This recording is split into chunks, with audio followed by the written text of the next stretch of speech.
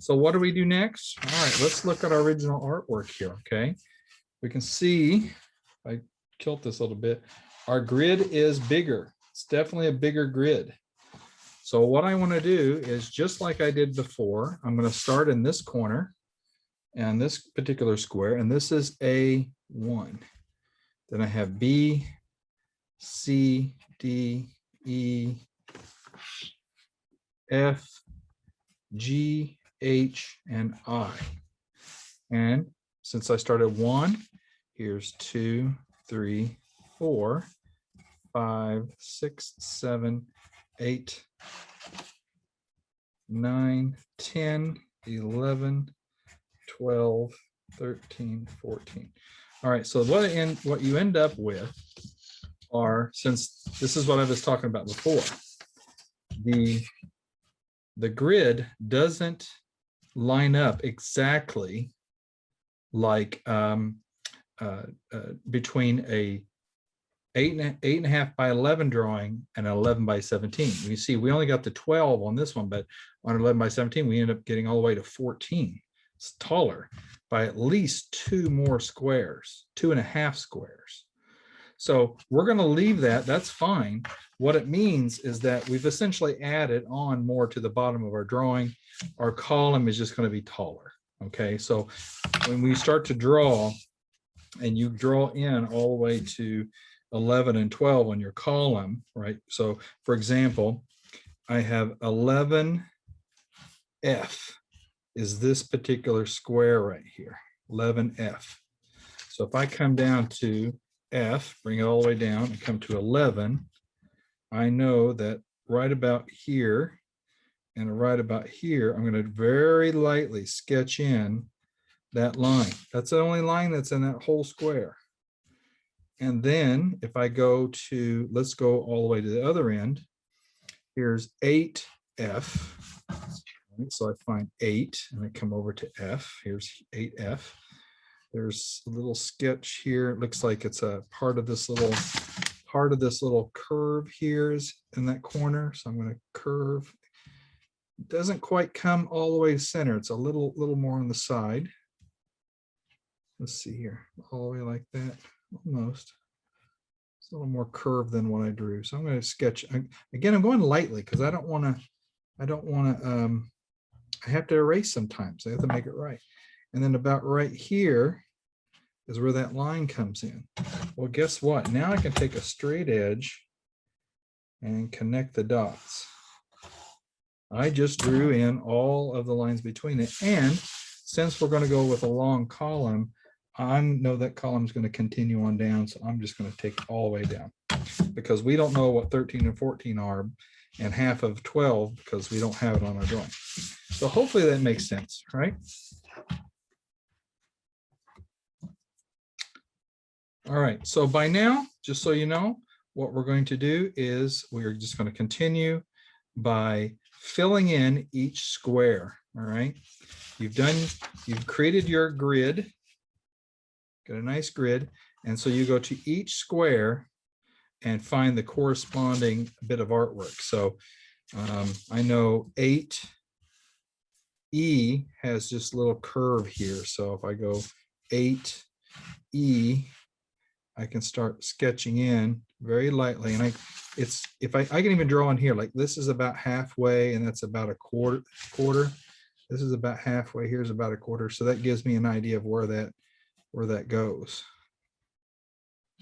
All right, and then there's another little curve. There's a curve here, and there's another little curve here, and then I'm going to slowly sketch these in. And sometimes I look at it like if I can change it a little bit if I like it. If I don't like it, so. I don't like exactly the way it was, I can make a little adjustment to it to make it look a little better. But mind you, I'm doing very lightly sketching. Okay, let's see, here's this little line here. It makes a little doodad. So it's kind of like this. And that little doodad just touches that line in F8. Okay, so there's that little doodad there. So I've enlarged it. Now you realize now these are getting larger. This little doodad comes up this way and then comes into this one here and makes a curve and connects the dots. So we curve. The next one does the same thing, comes up here and meets up with this guy. Okay. And you may have to adjust lines because there's like, okay, that doesn't feel right, doesn't look right. So you may make little adjustments. That's why I'm doing these little short sketches, right? So I pretty much got that little curve in pretty good. It's all right. Got this line. So you're going to realize all this area, I don't have to draw anything there. All I have to do is make my way up. So we can go and we can jump around too. So let's look at the top here. Here's D2. And let's kind of sketching kind of across to kind of find the center of this. It's even down here. So D2, that's roughly center. And this little mark is like right here, maybe there. Comes across here. And then there's a little curvy guy that comes down. Center. Yeah, it's pretty close. I'm okay with that. Okay. And then we go to like D3.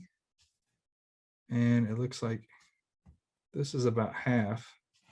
So if this is half, it's a little more than it's about here. It's a little curvy guy that comes up here. There's a little bump here, and then look at that. That's right on the line. So I know that's on the line. I'm good there. So there's that. All right.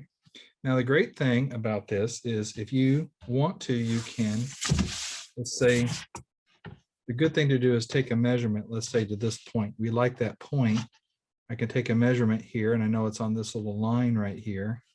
So I take from this line to there, come down further, make a little tick mark here, and then I can align that mark to there. Guess what? Did all of those in one shot. Okay. Same thing goes off that. I have about a 1/4 inch here. So I'm going to move down here about a 1/4 inch. Put my line and I can connect the dots. So I know, and I look at it, make sure these lines all look parallel. So I know it's all square.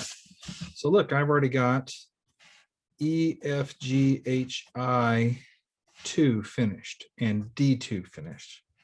And now I can work on the next row.